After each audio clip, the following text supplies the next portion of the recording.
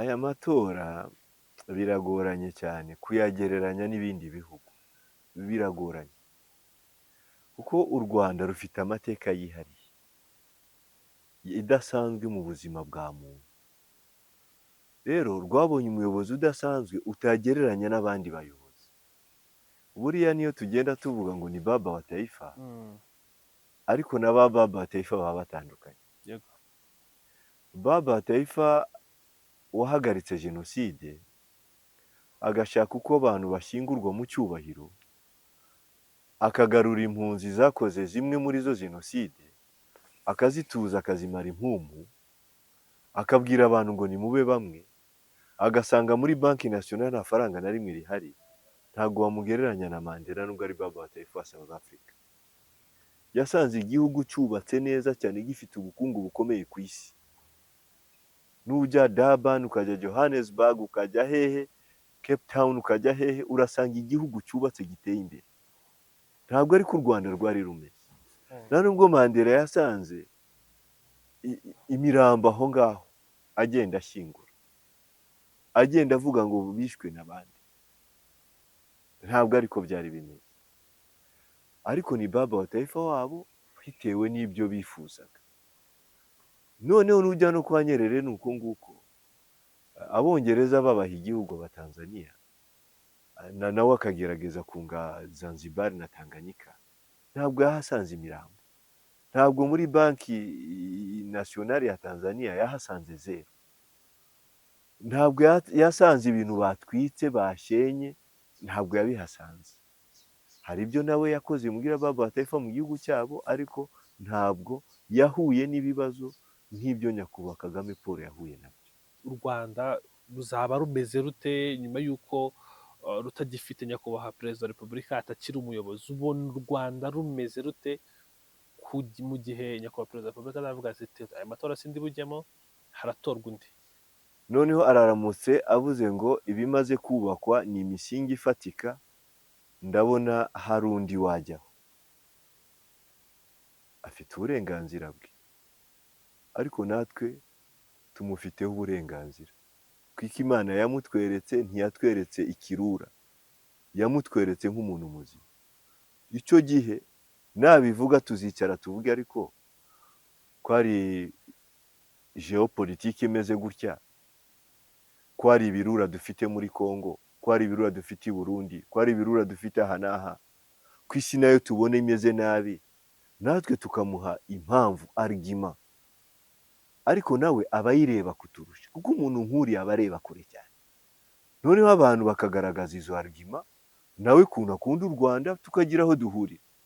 Kuko kuri uriya mwanya naho agejeje u Rwanda, ntabwo wavuga ngo niwe gusa ngo wafata icyemezo, ni uburenganzira bwe, ariko natwe aho atugejeje no mu gutuma tugira ubwisanzure, nkeka yuko atabivuga tuvuge ngo ndiyo bwana, tuzavuga ngo dufatanye gusesengura.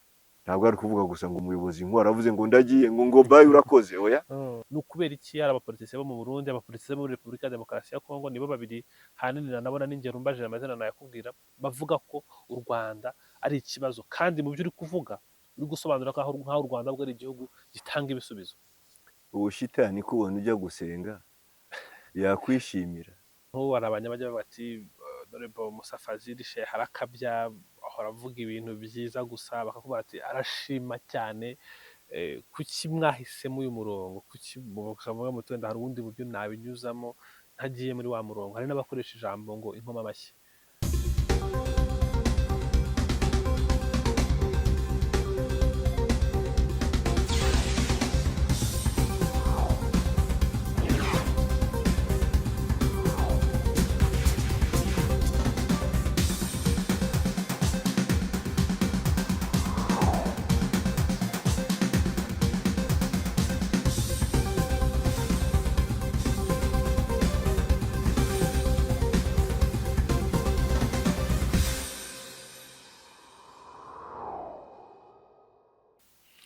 Yego, mwaramukanya amahoro y'Imana abakunzi ba One Nation Radio, ni radio ya diaspora y'u Rwanda, ijwi rya diaspora y'u Rwanda.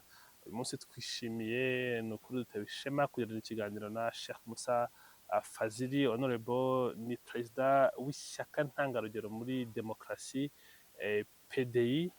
Mwakoze cyane kwemera kuganira natwe. namwe mwakoze. Mm. Uyu munsi dufite byinshi dushaka kubaganirizaho Honorable, duhereye ku bimaze iminsi bihari. Ni amatora y'umukuru w'igihugu, amatora yahujwe n'amatora y'abadepite. Mu mboni zawe nk'umuntu umaze igihe muri politiki y'u Rwanda, ni amatora wabonye yagenze ate? Ibyavuyemo nka PDI mwabyakiriye mute? Se byarabanyuze? Byaratunyuze cyane kuko ibyo twaharaniraga twarabibonye. Naam. Twaharaniraga gukomeza kuba mu bagize inteko ishinga amategeko.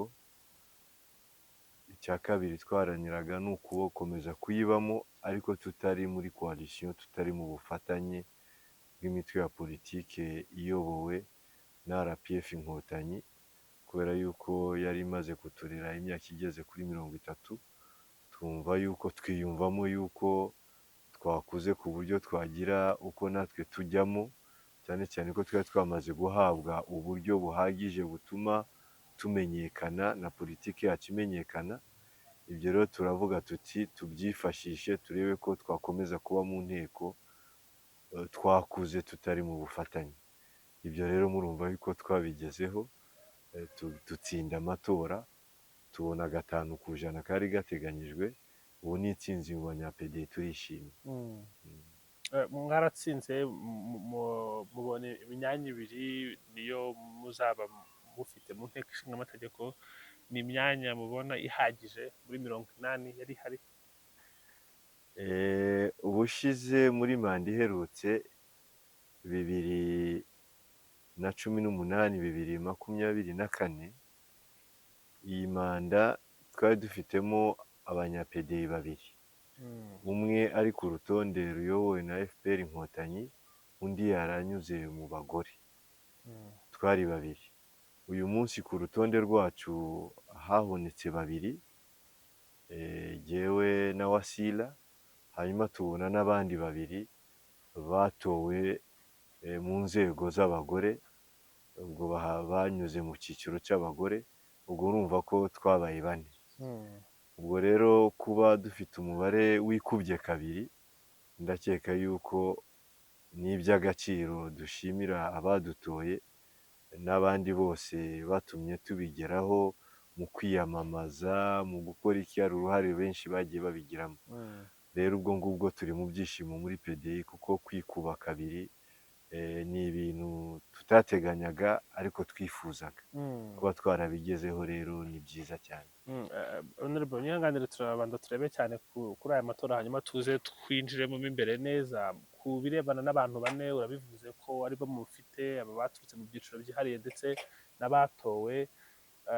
Hari inshingano z'abagize inteko ishinga amategeko, hanini murebera ibikorwa bya guverinoma, mutora amategeko, ariko muhagararira n'abaturage ko muri intumwa za rubanda. Hari politike runaka muba mushaka gusubika, ariko umubare mutoya ushobora kubabera imbogamizi kuri iyo politike itagerwaho. Kuba mufite umubare w'abantu 4, nubwo muvuga ngo wikubye 2, mubona uzabafasha kumvikanisha ibitekerezo byanyu n'impinduka mufite mu mutwe zo muzaniye abanyarwanda, kandi mufite representation iri hejuru? Harimo ibice 2. Icya mbere ni uko twebwe, jyewe na bagenzi banjye, politike n'igenamigambi rya Perezida wa Repubulika Nyakubahwa Paul Kagame kuri iki gihugu, iyo turayemera. Niyo mpamvu tudushyigikira yuko akomeza kutuyobora, turayemera. Ntabwo rero tugiye mu nteko kugira ngo tunyuranye nayo, ahubwo tugiye mu nteko kujya impaka n'abandi mu kuyishyira mu bikorwa. Icyo ngicyo cyo cyumvikana. Kuyishyira mu bikorwa ni ukuvuga ngo gutegura amategeko ashyira mu bikorwa iyo politike, iryo genamigambi, no kugenzura ko abagize guverinoma babishyira neza mu bikorwa. Icyo rero nicyo twebwe duharanira mu nteko. Noneho n'imikorere y'inteko nicyo cya kabiri navugaga. Inteko yacu ifite ubudasa. Inteko yacu ifite ubudasa, ijwi rifite n'abadepite 80. Ubwo budasa ahubwo ni nabwo abantu bakwiye no kwigisha cyane. Bariya bavuga demokarasi, buriya hari aho amashyaka n'imitwe ya politike ibuza ubwisanzure abayirimo, ugasanga majority iravugirwa n'umuntu umwe, bakagira n'inteko yicara muri ubwo buryo, majority igahabwa umwanya wayo na minority igahabwa umwanya wayo nayo opposition, hakagira n'abandi bake bake baba aho ngaho bavuga amashyaka yabo, hakavuga umwe umwe, barangira kuvuga bakavuga ngo muri majority utandukanye n'ibyo majority yavuze ninde, nawe bakamuha umwanya. Ariko iyo atandukanye nabo buca mu minsi iri imbere majority imufatira ibyemezo ikaba yanamwirukana. Ariko mu Rwanda bwa budasa kandi bwa demokarasi njye numva ari ikwiye, bareka uwatowe agatanga ibitekerezo bye, ku buryo itegeko nshinga rikubuza gutanga ibitekerezo unigwa n'umutwe wa politike watowe uturutsemo, cyangwa se n'icyiciro cy'abagore cyangwa cy'abantu bafite ubumuga uturutsemo, wisanzure mu mitekerereze, uburyo watanga ibitekerezo uri umupedeyi, undi wa pedeyi akagihakanya kandi inteko igahitamo igikwiye. Bivuga iki rero? Bivuga ko umuntu wa FPR ashobora gutanga igitekerezo, undi wa FPR akakigorora cyangwa akacyanga. Ibyo rero ntabwo bijyanirana n'umubare, bijyana n'ubushobozi, capacity yo kumva, yo kumenya imiterere y'igihugu no kureba context kirimo no kureba igikwiye mu iterambere, ugatanga igitekerezo abandi bakaba bacyemera. Ubwo rero ubuke n'ubwinshi sibwo bukora mu nteko yacu, ahubwo ubushobozi nibwo bukora mu nteko yacu, ku buryo igitekerezo uzanye iyo ari cyiza uri umwe 79 baracyemera. Ubwo rero ahubwo ikiba gikenewe ni muri kwa guhitamo kw'imitwe ya politiki. Ese bahisemo intangarugero, bahisemo intyoza, bahisemo abantu bazi gusesengura no gushishoza ku buryo batanga ibitekerezo bikakirwa. Icyo ni kimwe. Icya kabiri kiba gikenewe, imishinga myinshi y'amategeko iva muri guverinoma ukirikije regime yacu semi presidentielle dukoreramo, ko guverinoma niyo yifuza amategeko ayifasha gukora ya politike kuyishyira mu bikorwa. Imishinga myinshi rero nibo bayitegura. Rero guverinoma, ubuhanga buri muri guverinoma mu gutegura ibyo, ese ni nabwo buri mu nteko mu kureba nuko ari byo bashobora gukosora. Ubwo ni ukuvuga ngo ba bakozi bari muri executive, baba DG, baba directeur, baba abayobozi batandukanye bategurana na minisitiri, ese n'abadepite n'abakozi bo mu nteko bafite iyo capacity yo kugira ngo babe hari ibyo bakosora baha umurongo. Ni ukuvuga ngo ni ubushobozi kurusha kuba ubwinshi. Ubwo rero urebye abadepite bacu 4 tutishiza heza, ariko kuba twasesengura tugatanga ibitekerezo turi bake twarabikoze, no kwiyongera abatambutsemo bagiriwe icyizere nabo ni uwo murongo. Ibibazo by'abanyarwanda cyangwa n'abatuye isi ntabwo bishira, ahubwo birahinduka, hari ibikemuka hakaza ibindi bishya, nabyo bigakemuka hakaza ibindi bishya. Nka PDI mwinjiye mu nteko no muravuga muti ntabwo FPR yaradusunitse imyaka 30 kuri ubu ngubu, reka tube duhari twenyine. Ariko ndi kuvuga muri rusange, niki mubona cyangwa nibiki mubona mu matora ya 2029 ubwo abantu bazaba basubiye mu matora y'abadepite muzagira cyarakemutse mukavuga muti iyi ni intsinzi kuri twe nka PDI? Intsinzi ya PDI ya mbere ni ugukomeza kuyoborwa neza. Buriya icyishyura u Rwanda ni imiyoborere mibi. Jenoside buriya nayo ni umusaruro w'imiyoborere mibi. Ubwo rero kuba dufite iyo imiyoborere myiza, twebwe tuyikomeyeho. 2029 tukiyoboye gutya, tugakomeza kuyoborwa gutya, twebwe iyo niyo ntsinzi ya mbere ya PDI. Hanyuma iyo miyoborere myiza iratuma dutangira ibitekerezo byacu nta nkomyi, iratuma abana biga nta nkomyi, iratuma igihugu kigera kuri ya misingi umuturage aba ashaka ku isi. Kuko imisingi umuturage aba ashaka ku isi iri kubakwa na nyakubahwa Paul Kagame, ari mpamvu tumwita baba taifa. Ku isi yose burya imisingi umuturage aba ashaka ni ibintu 5 byongeraho ibindi 5 bishingiye kuri ibyo. Cya mbere ni umutekano. natambuka umuntu akamusagarira abona aho amurega kandi urubanza rube arenganurwe. Umutekano, ubujura, umuntu aze abone umuntu ntiyitwara uko ashaka ngo yinjire, umuntu aze ngo akubwiye ngo va mu modokari ndayitwaye. Uwo mutekano wo kugenda umuntu uko ashaka. None uwo mutekano ubwo singiye mu mutekano national security, ngiye mu mutekano w'umuntu ku giti cye.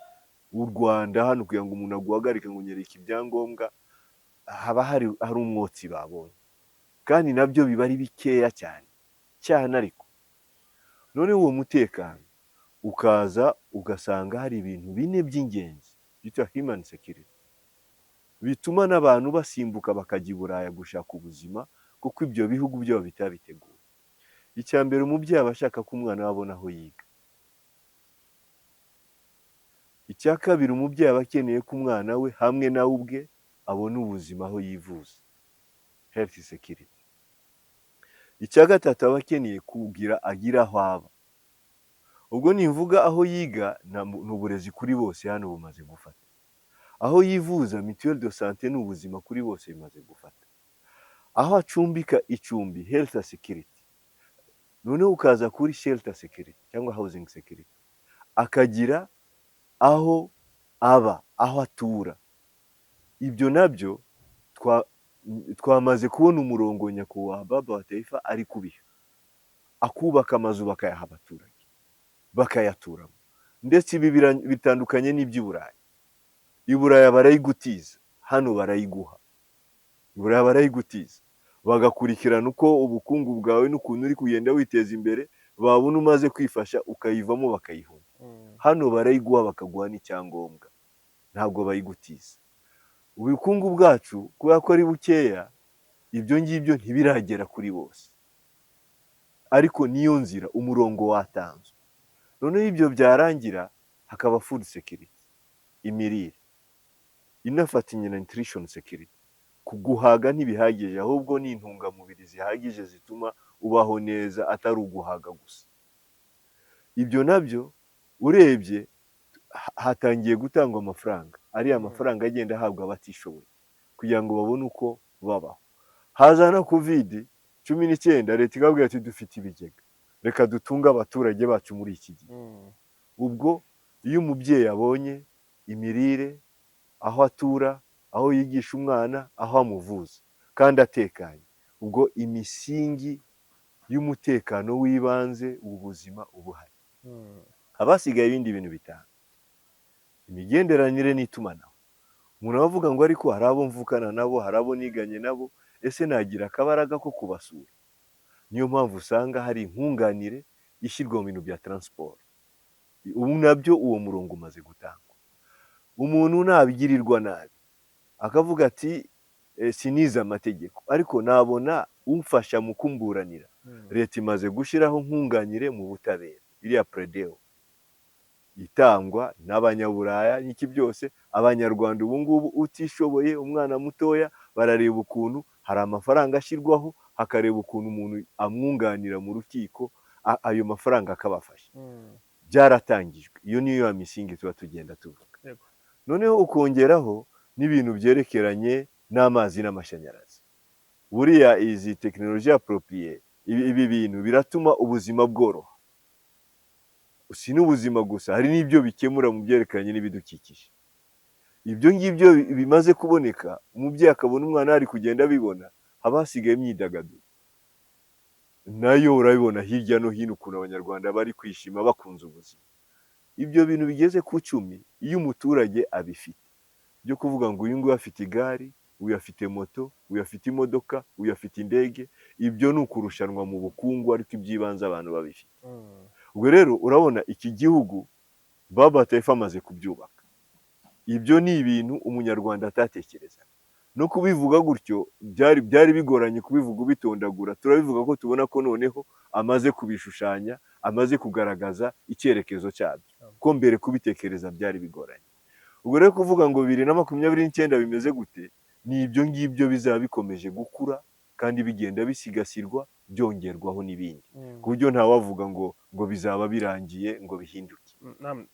honorable, ikigaragara ni uko u Rwanda aho ruva ni ahantu hakomeye cyane kandi aho rugeze ni ahantu heza, anatanga n'urugero. Kimwe no mu bintu u Rwanda rushimirwa, si hano gusa mu Rwanda no ku isi, nuko rufite ubuyobozi bwiza, n'impamvu hari ibihugu bitinda gutera imbere nuko bifite ubuyobozi bubi. Nihanganira kukubaza iki kibazo, niba mwemeranya na gahunda zose zihari zizanwa n'ubuyobozi buriho burangajwe imbere ya nyakubahwa perezida wa repubulika Baba wa Taifa, kuki munatekereza yuko mwajya muri PDI cyangwa no mu wundi mutwe wa politiki niba mwemeranyije na kwijana na gahunda zihari z'umuyobozi mukuru w'igihugu? turemeranywa kuri politiki, noneho mu kuyishyira mu bikorwa hakeneye ibitekerezo binyuranye. Ni nako itegeko nshinga ryacu ribivuga. Riravuga ngo twiyemeje kubaka leta ishingiye kuri demokarasi y'ibitekerezo bya politiki binyuranye, demokarasi y'ubwumvikane n'ibitekerezo bya politiki binyuranye, yubakiye ku isaranganya ry'ubutegetsi. Uwo ni umusingi w'iyi leta. Ubwo rero ibyo muvuga byaba bigiye kunyuranya n'ibi ngibi. Politiki yo guteza imbere ubumwe bw'abanyarwanda, iterambere ry'igihugu, twese tuyemeranywaho, ariko tubigereho gute? Uyu avuga inzira yatuma tubigeraho, n'uyu akavuga inzira yatuma tubigeraho, tukungirana inama mu bwumvikane, nta gusenya amazu, nta gutwika amamodoka ngo abantu bigaragambije, ahubwo tukabona umwanya wo kubiganiraho, igitekerezo cyiza akaba aricyo twakira. Iyo niyo politiki y'ubudasa bw'u Rwanda. Ndetse uwatsinze mu mutwe w'abadepite, itegeko nshinga rikamubwira ngo ntabwo ashyiraho guverinoma igizwe n'abe gusa, ashyiramo abatarenze 50% iyo abyifuje, abandi agashyiramo abandi batari mu shyaka rye. Iyo ni itegeko nshinga ryacu. Kugira ngo rero bigerweho ibyo riteganya, ni uko habaho imitwe ya politike inyuranye, niyo igira ibitekerezo bya politike binyuranye. Urakoze cyane honorable. Wenda mu gusoza, cyane cyane turebera mu gusoza ku byo turi kuvuga by'amatora, twabonye urutonde mu minsi ishize rw'abadepite bagomba kujya mu nteko 70 ku shyaka PDI. Twabonyeho izina ryanyu. Kuki mu barwanashyaka bari bahari bandi nta wundi wohereje? Kuki mwumvishe ko ari mwe mu kigomba kujya mu nteko ishinga amategeko gukomeza gutanga ibyo bitekerezo byo kubaka igihugu? Njye ntabwo ari njyewe wishyizeho, n'inama ibikora sinayitabiriye, nari ndi mu kandi kazi. Ni urutonde rwagiye rukorwa na buri ntara mu bayoboke ba PDI. Noneho umuhuzabikorwa wungirije wa PDI muri Kigali, kuko ariho nkomoka, arampamagara arambwira ngo abayoboke ba PDI muri Kigali bemeje ko ari wowe dushaka gushyira ku rutonde hamwe n'abandi, kuko twari benshi. Ndavuga nti ntabwo nabyanga, ubu butumwa ntabwo bundemereye cyane, ntibumbuza amahoro, kandi ni byiza gukorera abantu. Ubwo bituma mbyemera, ariko bakoze inama ntahari, ndetse barampamagara bari mu nama. Nkeka ko banambwiye ngo tugushyize kuri speaker, bituma nanjye mbasubiza icyo bambajije. Ubwo rero ntabwo ari jyewe, cyane cyane ko banambwiye ngo basanze yuko ndi umuyobozi wabo mwiza, babonye ko namaze manda imwe gusa mu nteko ishinga amategeko, ku buryo nsubiyemo ubunararibonye bwanjye ari icyo bwamarira ishyaka n'igihugu. Babanje gukora introduction yo kubimbwira, ndavuga ni rwose ntabwo nabyanga. Uko niko byagenze. Honorable, urakoze cyane. Reka turebera no ku amatora dusoje y'umukuru w'igihugu n'amatora y'abadepite. Ni amatora indorerezi, iryo jambo nashakaga, bajyashyize muri kategori y'amatora ntangarugero. David Maraga uruhagarariye East Africa muri aya matora yaravuze ati, yahoze ari Chief Justice wo muri Kenya, ati nta yandi matora nk'aya ndabona mu mateka y'amatora nagiyemo yose, kuko waboneka ari amatora ntangarugero. Iki cyafashije u Rwanda kugira amatora meza gutya, amatora yatowe bitabiriwe ku bwinshi kandi akaba mu mahoro, nta n'imvururu zibaye. Aya matora biragoranye cyane kuyagereranya n'ibindi bihugu, biragoranye kuko u Rwanda rufite amateka yihariye idasanzwe mu buzima bwa muntu. Rero rwabonye umuyobozi udasanzwe utagereranya n'abandi bayobozi. Buriya niyo tugenda tuvuga ngo ni Baba wa Taifa, ariko na Baba wa Taifa baba batandukanye. Baba Taifa wahagaritse jenoside agashaka uko abantu bashyingurwa mu cyubahiro, akagarura impunzi zakoze zimwe muri zo jenoside, akazituza akazimara impumu, akabwira abantu ngo nimube bamwe, agasanga muri banki nasiyonari nta faranga na rimwe rihari, ntabwo wamugereranya na Mandela nubwo ari Baba Taifa wa South Africa. Yasanze igihugu cyubatse neza cyane gifite ubukungu bukomeye ku isi. Nujya Durban ukajya Johannesburg ukajya hehe, Cape Town ukajya hehe, urasanga igihugu cyubatse giteye imbere. Ntabwo ari ko u Rwanda rwari rumeze. Na nubwo Mandela yasanze imirambo aho ngaho agenda ashyingura, agenda avuga ngo bishwe n'abandi, ntabwo ariko byari bimeze. Ariko ni Baba wa Taifa wabo bitewe n'ibyo bifuzaga. Noneho nujya no kwa Nyerere ni uko nguko, abongereza babaha igihugu Abatanzania, nawe akagerageza kunga Zanzibar na Tanganyika, ntabwo yahasanze imirambo. Ntabwo muri banki nasiyonari ya Tanzania yahasanze zero. Ntabwo yasanze ibintu batwitse bashenye, ntabwo yabihasanze. Hari ibyo nawe yakoze mugira Baba wa Taifa mu gihugu cyabo, ariko ntabwo yahuye n'ibibazo nk'ibyo nyakubahwa Kagame Paul yahuye nabyo. N'abandi nabo ni uko nguko mu bihugu byabo. Ariko nabo uko bamwita bari Baba wa Taifa, natwe Baba wa Taifa dufite, iki gihugu dufite uyu munsi twagize ubuyobozi budasanzwe. Noneho naranabivuze ngo icyizere kigenda kiza buhoro buhoro bitewe n'ibikorwa, bitewe n'imvugo, bitewe n'imiyoborere. Uyu munsi rero amatora tugeramo tuyagezemo hari icyizere gifatika k'uwo ari we wese mu Banyarwanda. Uwo ari we wese avuga ngo njye sinize ariko umwana wanjye ariga, ndetse ari muri kaminuza, ndetse arayirangije. Noneho cya cyizere abana bato nabo bakura batazi ibyabaye, biyumvamo ndi umunyarwanda, bari mu munyenga w'imiyoborere myiza. Abo bose rero ubwo rubyiruko ruri muri uwo munyenga, ubu ngubu ni rwo rwinshi rwatoye. Noneho kongeraho n'abandi bahuye n'ibyo bibazo, ugasanga nabo ibibazo byarakemutse mu buryo batumvaga yuko bishoboka. Iyo ubabwiye rero ngo mujye gutora, n'uwo munyenga wabonaga mu kwiyamamaza. Umuntu nk'uwo ntabwo wavuga ngo twabonye amatora y'icyitegererezo, oya, ni periyode irimo umuntu udasanzwe ku buryo utagereranya n'ibindi bihe byamubanjirije cyangwa bizaza nyuma. Iyo periyode rero, icyo gihe kiri kubakwa mu Rwanda kimeze gutyo, nicyo ubu ngubu dufite. Icyo gihe rero uwo ari we wese naza azumirwa, azatangara. Ariko ku Banyarwanda bo ntabwo batangara, kuko bazi amateka yabo, baragereranya aho bageze n'aho bavuye, baragereranya kurinda ubumwe bw'Abanyarwanda no kutagira ubumwe bw'Abanyarwanda, baragereranya iterambere bari kubona riri kwihuta, noneho bakarigereranya n'ahantu hatari iterambere, abantu bagenda basubira inyuma. Njya ntanga urugero nkavuga nti murebe ukuntu intwari Rudahigwa yubatse inzu ya beto mu mwaka w'1932, aho kugira ngo zibe nyinshi, uwitwa Gregoire Kayibanda, perezida wa Repubulika yavanye u Rwanda mu bukoloni, Repubulika ya mbere niko yitwaga, we aho kugira ngo yubake inzu nk'izo ngizo za beto zikomeye, agiye kubaka Akajagari i Gitarama, ariyo nzu ye, n'ubu irahari, mukayireba, y'amatafari ya mpunyu. None ukavuga uti imyaka 40 dusubira inyuma, aho kugira ngo imyaka 40 yo gutera imbere. Murumva ukuntu abantu basubiye inyuma.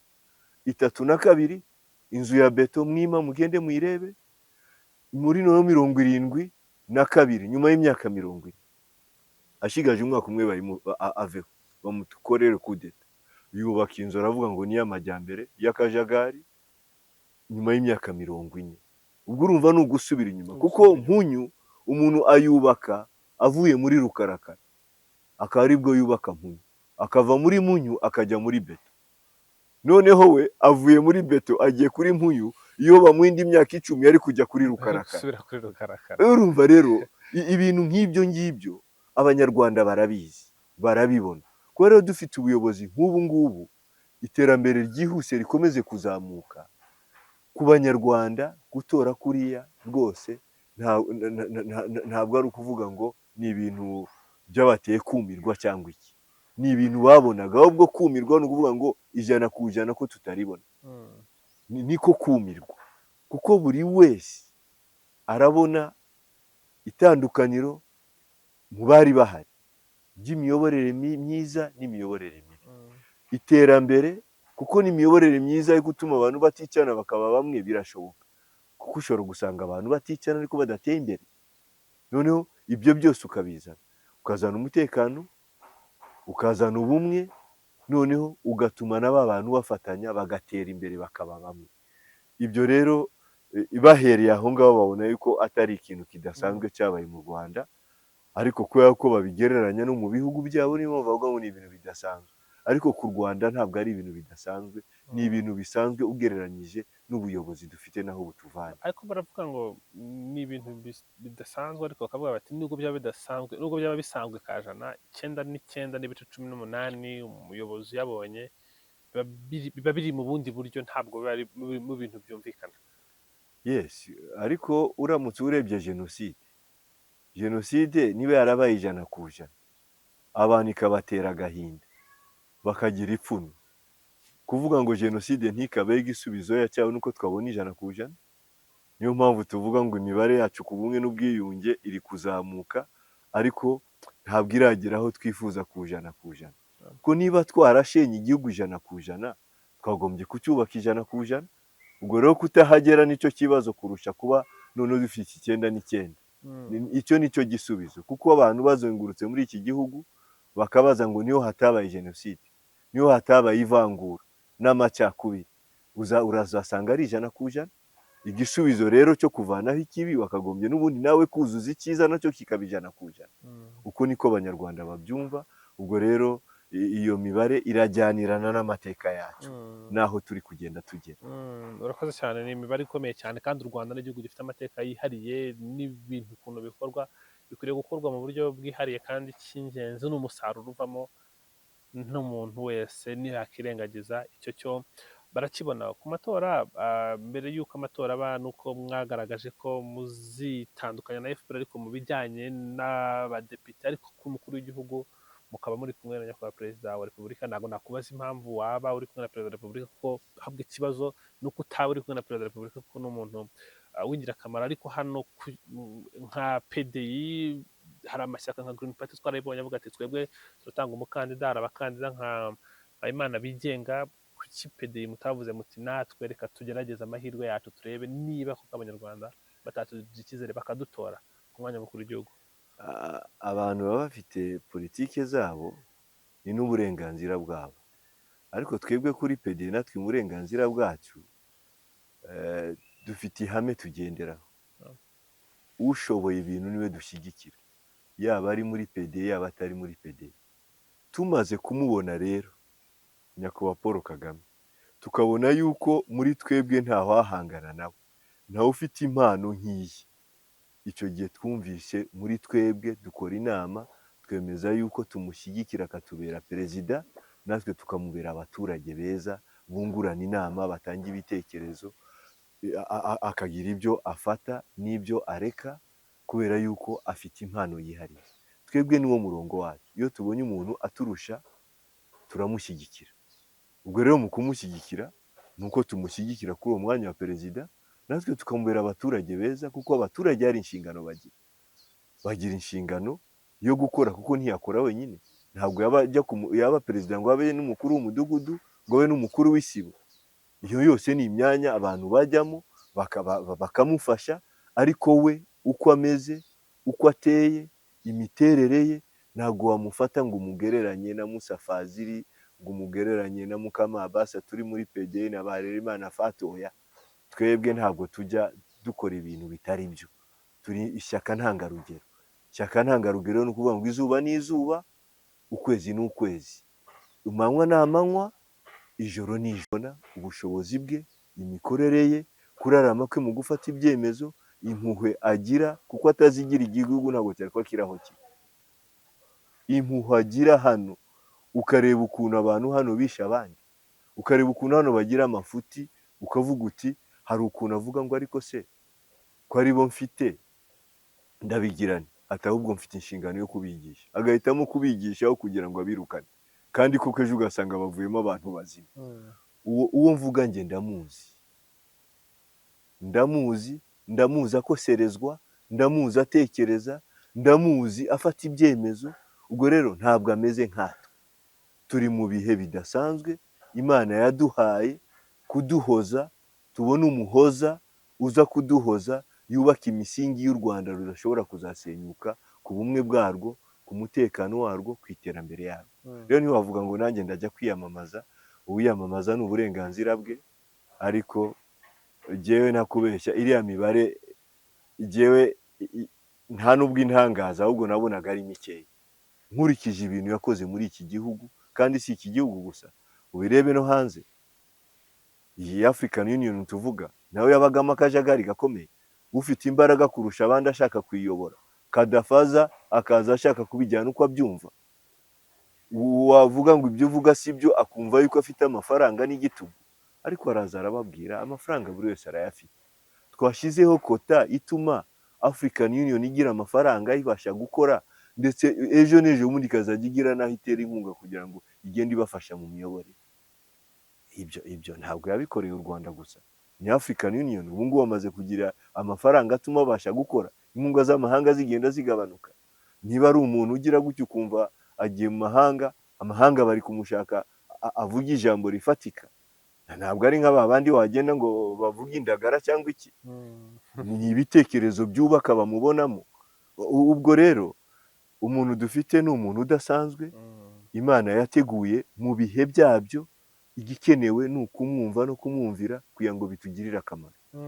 ubwo ntiwakomeje no ku mutekano za Centrafrique, za Mozambique, ahantu cyo kuzanira ituze abaturage mu bindi bihugu. Yes, akamaro ke ntabwo ari akamaro k'uru Rwanda gusa, nubwo gutekana k'u Rwanda bifite akamaro n'ahandi atanambutse, kuko umutekano muke ku Rwanda n'ubundi waba umutekano muke ku isi. Jenoside yakorewe Abatutsi buriya ni icyaha ndengakamere gikorerwa isi, niyo mpamvu n'amasezerano mpuzamahanga agaragaza ko ari icyaha gikorerwa isi, aho uwo muntu ari bashobora kumuburanisha nubwo icyaha atagikoreye aho ngaho, ni nk'aho yaba yagikoreye isi yose, agahigwa ku isi yose.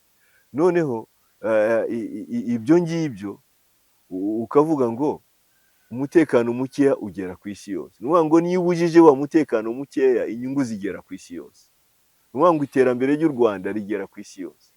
Ariko noneho Perezida Paul Kagame ntabwo ari umunyabugugu, asangira n'abandi, haba mu gihugu hamwe no hanze. Haba mu gihugu abatari muri FPR arabasangiza, niyo mpamvu ubona iyo mitwe ya politiki iriho. Ariko no hanze y'igihugu abatari abanyarwanda arabasangiza, niyo mpamvu ushobora kumva hano habaye ibyago akagira icyo abafashisha, noneho n'ahari umutekano mukeya akagira uko awubafasha. Ntabwo ari muri Afurika gusa, kuko na Haiti ntabwo ari muri Afurika, Haiti ni hanze ya Afurika, ni muri Amerika Latine. Ubwo ni ukuvuga ngo ntabwo ari umunyabugugu, ni u Rwanda rukinguriye amaboko ahari ikiremwa muntu hose bitewe n'ubuyobozi bwacyo. Nubwo za Mozambique ntabwo ari mu Rwanda, za Centrafrique ntabwo ari mu Rwanda, za Sudani ntabwo ari mu Rwanda, kandi abafasha ntabwo babafasha ashingiye ku idini cyangwa ashingiye kuvuga ngo bya bindi bavugaga ngo abanyarwanda bakomoka muri Chad, ngo bakomoka Ethiopia, ngo avuge ngo niho gusa ajya gufasha. Oya, iyo mitekerereze ntayifite, azi ko abanyarwanda bakomoka mu Rwanda. Ibyo byo kuvuga ngo bakomoka n'aha, iyo ntayafite, ni abantu Imana yashize mu Rwanda, kuvuga ngo bahimbe ngo baturutse he, ibyo ngibyo ni ibyabo. Noneho aba bantu nta sano bafitanye n'abandi, yemera ko bafitanye isano n'abandi, akajya kubafasha adashingiye kuri ayo mateka yo kugenda bayobya abantu. Akajya Mozambique akabafasha, akajya Centrafrique akabafasha, akajya Haiti akabafasha, akajya Sudan akabafasha, akajya South Sudan akabafasha. Aho hose hari abana b'abanyarwanda bahaba, batanga ubuzima bwabo kubera kuhagarura umutekano n'ahandi. Ubwo rero ni ukuvuga ngo uyu muntu utari umunyabugugu dufite, nta nubwo ateza imbere u Rwanda gusa, ni umuntu w'abantu, kandi abantu ntibagarukira mu Rwanda gusa. nibyo ibyo usobanura nibyo n'amateka arabyerekana aho u Rwanda rwagiye rujya ibibazo byananiranye bigakemuka ariko iyo urebye u Rwanda rutera imbere nibyo ariko rukagira n'ukuntu rubanye n'amahanga mu buryo bwiza urebye ukuntu inkunga z'amahanga ziza mu Rwanda n'ukuntu abayobozi b'amahanga baza gusura u Rwanda n'ukuntu nyakubahwa perezida wa repubulika bamushimiye yatsinze nabyo ubona ko ari ibintu bikomeye icyo nkubaza ni uko hari abapolitisiye tujya twumva nko muri repubulika ya demokarasi ya kongo barimo na perezida uriho felix antoine tshisekedi abaperezida mu burundi bavuga ko u Rwanda ngo ni ikibazo mu karere ni igihugu ngo cyagiranye ibibazo na uganda ngo cyajya banyuze na repubulika ya demokarasi ya kongo n'uburundi na tanzania bagashaka kwerekana nk'aho u Rwanda ari ikibazo ruteje umutekano muke ni ukubera iki hari abapolitisiye bo mu burundi abapolitisiye bo muri repubulika ya demokarasi ya kongo nibo babiri hanini nabona n'ingero mbajije amazina nayakubwira bavuga ko u Rwanda ari ikibazo kandi mu byo uri kuvuga uri gusobanura nk'aho u Rwanda bwo ari igihugu gitanga ibisubizo ubushitani kubona ujya gusenga yakwishimira none yabona ujyanye n'umugore wawe ikahita avuga ati ahubwo karabaye wafata n'umwana ugafata n'abaturanyi baturiye niba hari umuntu mubi n'uriya uri genda atera ibibazo kubera iki aratera ibibazo binyuranye n'ubushake bwa shetani urwo ni rwo rugero natanga abo rero abo ngabo mu gihe mu Rwanda turi kurandura ingengabitekerezo ya jenoside yakorewe abatutsi y'urwango y'amacakubiri n'ivangura abo ngabo bo bari kuyuhira bayitera kubera iki ubuya Kongo mu kwivanga mu bibazo by'u Rwanda si ya none twari dufite n'itegeko rya mandasite itegeko ribuza ubuzererezi ariko rikavuga ngo nta munyekongo uba inzererezi mu Rwanda iwabo bafite itegeko ribabuza ubuzererezi ariko mu Rwanda ho iyo ari umunyekongo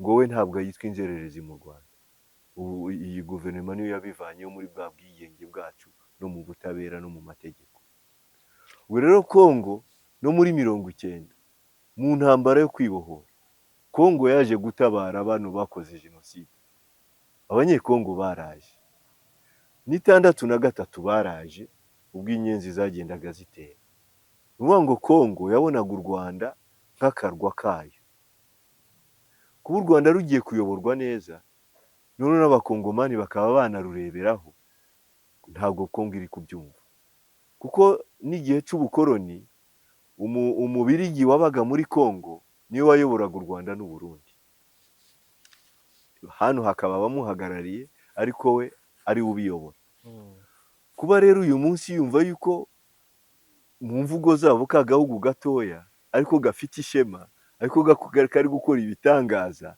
kurusha cya cyicaro ni ugukomeza kuba nk'ikirondwe ku ruhu inyama yarariwe kera u Rwanda ntirukiri ubw'icyo gihe cy'ubukoroni ibyo ntabwo babyumva ko rero batabyumva nkeka yuko ariyo mpamvu bavuga gutyo ubwo bamwe muri bo noneho bikaba ibibazo iyo ari ubuyobozi bwabo nabwo bubirimo aho kugira ngo barebe uwabarushije bamwigireho ahubwo bakumva yuko babisenya kugira ngo noneho bakomeze kuyobora ka gahugu bo niko babivuga ka gahugu kaducitse ariko nitubona kubona ikigo tubona muri bo tukagiha gukomeza kugira ngo kiyobore byatuma noneho ka gahugu tukagarura ese iki kigo ni iki ni mudacumura ninde tumutegura agenda akomeze ya politiki yatumaga batwita aba grand frère burya Habyarimana yitaga mu butu grand frère amwubaha cyane avuga ngo ni grand frère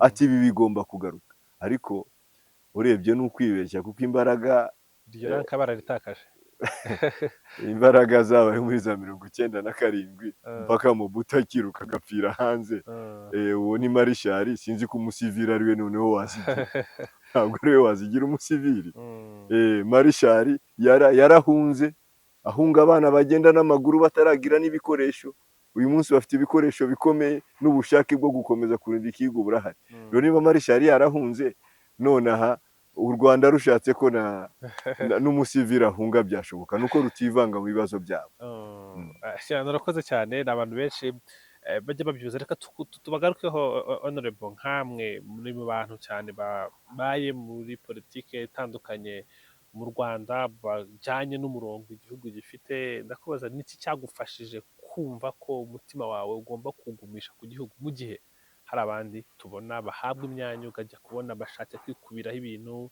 bashatse no kujya gukorana n'abatifuriza neza ubutegetsi bw'u Rwanda.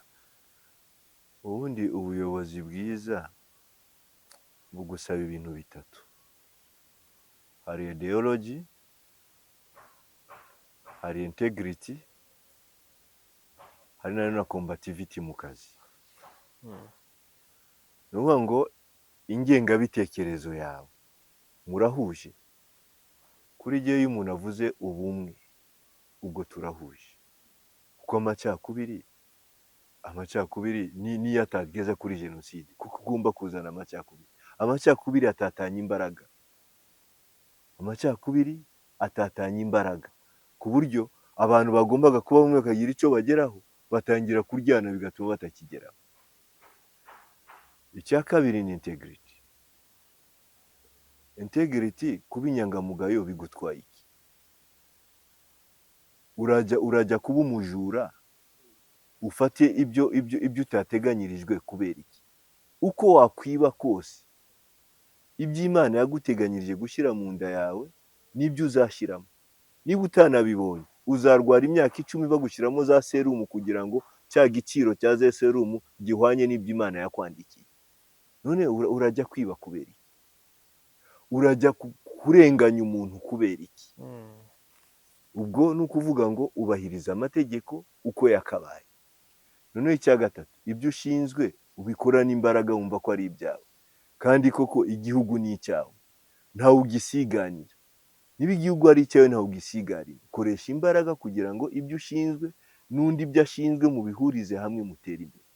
Ubwo rero izo nkingi eshatu iyo uzifite muri iyi leta ubu uyirimo neza. Ubu uyirimo neza kuko ntabwo wiganda, ntabwo wiba, ibyo ukora n'undi hari ibyo yakoze mukabihuriza hamwe, bwa bumwe noneho mukabuteza imbere.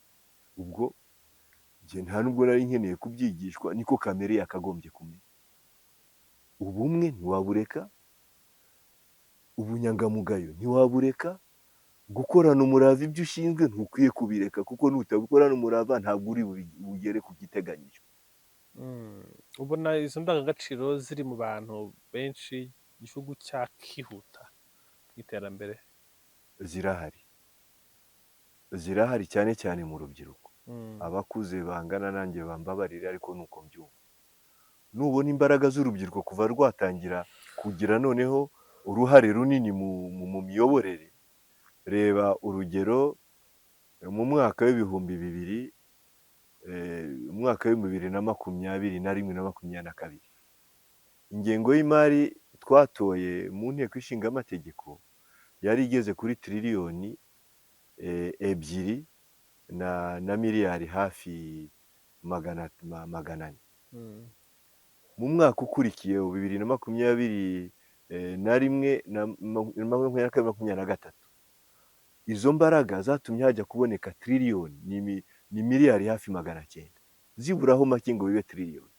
Tuhita tujya kuri triliyoni 4 na miliyari 400 mu mwaka umwe. Covid dukubita hasi, dusubira hasi. Ubu ngubu ya triliyoni tugiye kugeraho muri iyi manda, urabona ko bije yongereyeho miliyari 350, miliyoni 300 n'igice. Twari twatangiye kugera hafi kuri triliyoni 1 mu kwiyongera. Izi mbaraga rero nuzibona, urazibonamo urubyiruko ruri gukora, urubyiruko rukize, urubyiruko rudafite amacakubiri, urubyiruko ruvuga ngo ni akazi gusa kandi mu bunyangamugayo. Ubwo rero abo ntabwo ari umuntu umwe watuma bije yiyongera gutya, oya, ni benshi. Rero abo benshi nitumve yuko twavuga bakeya, abo ngabo bakeya babihanirwa na za gereza zirahari, abo ntabwo wabagereranya n'aba benshi batuma ubukungu buzamuka gutyo. Uyu ubukungu rero bumeze gutyo mu ngingo y'imari ukayibona gutyo, uhita ureba n'aba baturage, ukareba amamodokari meza ahari, ukareba amazu meza bafite, ukareba imyambarire yabo, ukareba uko amavuriro yigenga ahari kandi atakira mituweli, ahubwo nibo bari kwivuza ubwabo, ukareba ubukungu ukuntu bwiyongereye, uhita uvuga yuko abenshi nanone ni beza. Ariko nta byera ngo de ntiwaburamo abajya muri gereza, niyo mpamvu nazo ziriho. Ubwo rero njyewe sinacika intege mvuge ngo ni bakeya, ahubwo njye mbona ari benshi, kandi muri uru rubyiruko dufite ni benshi cyane kurusha abakuze. Mu janisha nubona uko urubyiruko ruri muri sisiteme bitandukanye n'ukuntu abakuze bayirimo. biratanga ishusho ki y'u Rwanda mu minsi iri imbere? Ishusho nziza cyane. Icya mbere biratanga icyizere cyo gusigasira ibyagezweho. Icya kabiri biratanga icyizere cy'uko aho isi igeze bazaza gukomeza kubitera imbere, kuko rwa rubyiruko ruyirimo muri tekinoloji, muri artificial intelligence, nabo bari muri ayo mafaranga, nabo bari muri ubwo bumenyi, biga mu Rwanda no hanze, ku buryo isi itabasiga. Ubwo rero kuri jyewe rwose mfite icyizere, ejo hazaza h'u Rwanda ni heza cyane. Ejo hazaza h'u Rwanda ni heza cyane. Abanyarwanda benshi bahari muri ubu ngubu bazi Perezida Kagame ko ari umuyobozi wabayoboye, kandi yanabayoboye neza, n'umusaruro wavuyemo ni umusaruro mwiza w'ibirebeye mu nzego zose warondoye, iterambere, umutekano, ubuzima, byose ubona ko byavuye kuri zeru. Jenoside yaraje ibintu bishyira kuri zeru, ariko birazamuka bigera aho abanyarwanda basigaye biga, bakivuza, bakanabaho neza. Ariko abantu baribaza bati u Rwanda ruzaba rumeze rute nyuma y'uko rutagifite nyakubahwa perezida wa repubulika, atakiri umuyobozi? Ubona u Rwanda rumeze rute mu gihe nyakubahwa perezida wa repubulika azavuga ati aya matora sindi bujyemo, haratorwa undi? Icya mbere, Imana imurinde. Nanjye rwose nabisaba Imana imurinde. Imurindire n'umuryango we umuba hafi. Iryo sengesho buri munyarwanda umukunda ajya arigira buri gitondo n'umugoroba. Noneho araramutse avuze ngo ibimaze kubakwa ni imisingi ifatika, ndabona hari undi wajyaho. Afite uburenganzira bwe, ariko natwe tumufiteho uburenganzira, kuko Imana yamutweretse, ntiyatweretse ikirura, yamutweretse nk'umuntu muzima. Icyo gihe nabivuga tuzicara tuvuge, ariko ko ari geopolitike imeze gutya, ko hari ibirura dufite muri Kongo, ko hari ibirura dufite i Burundi, ko hari ibirura dufite aha n'aha, ko isi nayo tubona imeze nabi, natwe tukamuha impamvu, argument, ariko nawe aba yireba kuturusha, kuko umuntu nk'uriya aba areba kure cyane. Noneho abantu bakagaragaza izo argument, nawe kuntu akunda u Rwanda, tukagira aho duhurira, kuko kuri uriya mwanya naho agejeje u Rwanda ntabwo bavuga ngo niwe gusa ngo wafata icyemezo, ni uburenganzira bwe, ariko natwe aho atugejeje no mu gutuma tugira ubwisanzure, nkeka yuko atabivuga tuvuge ngo ndiyo bwana, tuzavuga ngo dufatanye gusesengura. Njye nicyo navuga, ntabwo ari kuvuga gusa ngo umuyobozi nk'uwo avuze ngo ndagiye ngo bayi urakoze. Oya, abantu tugomba kuvuga ngo Imana yarakutweretse, noneho natwe dufite impungenge runaka ntituziganireho. cyane. Ndakoze honorable, turi kugenda tugana ku musozo. Ikibazo kiri mu bya nyuma nabaza, unyihanganire kukikubaza. Abantu hari abanyabajya bati honorable Musa Fazil Sheikh arakabya, ahora avuga ibintu byiza gusa, bakavuga ati arashima cyane. Kuki mwahisemo uyu murongo? Kuki mukavuga muti wenda hari ubundi buryo nabinyuzamo ntagiye muri wa murongo? Hari n'abakoresha ijambo ngo inkoma amashyi. Abo ni abatukana, kandi abatukana ntibababuza gutukana, bafite imyumvire yabo yo gutukana n'uburere bwabo. Ubwo ndumva aricyo navuga, ariko mbivana mu kwemera kwanjye. Njye ndi umuyisilamu kandi w'umushehe wabyigiye. Muri Korani haravuga ngo wala in shakartum la azidannakum, nimuramuka mushimiye. Ntabwo ari ukuvuga ngo nimuramuka mushimiye Imana, nimuramuka mushimiye, wala in shakartum, nimuramuka mushimiye nzabongerera ibyiza. Noneho uyu ni Korani. Hadithi nayo ikavuga ngo udashimira abantu nta nubwo yashimira Imana. Ubwo rero iyo ubonye umuntu akoze ibyiza uramushimira. Umuco wo gushimira ni umuco w'ukwemera kwanjye. Ubwo rero abafite ukundi kwemera ko kugaya uwakugiriye neza, abo nabo ubwo ngubwo bafite idini ryabo. Hari n'idini ryigeze kuza hano rishaka kwiyandikisha ngo ni irya shetani. Ubwo ni ukuvuga ngo hari amadini nk'ayo ngayo ariho, ariko iryanjye ryo ni iryo ngiryo. Ubwo nabo rero iryabo niryandikwa cyangwa bakavugira mu matamatama, ibyo ni ibyabo. Ibyanjye biri ku mugaragaro, n'igitabo mbivanamo kirahari.